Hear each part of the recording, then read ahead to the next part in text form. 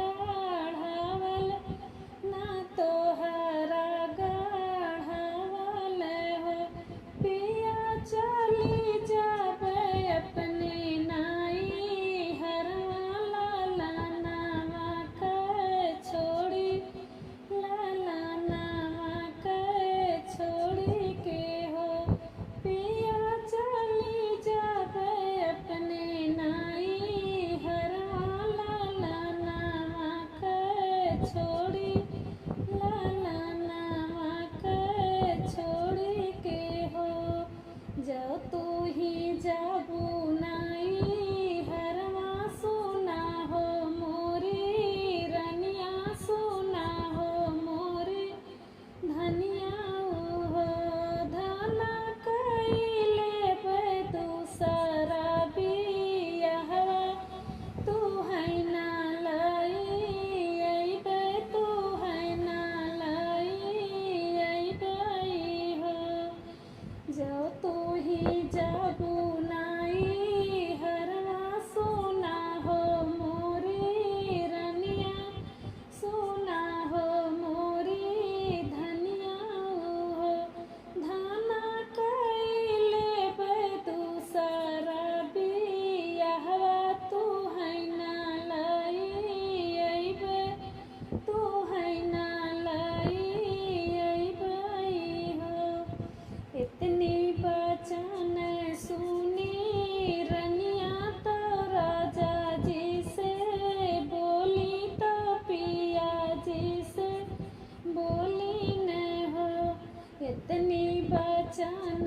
सुनी रनिया तो राजा जी से बोली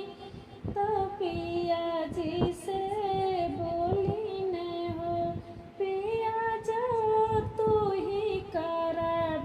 बियाहवा हमहु नहीं अइबे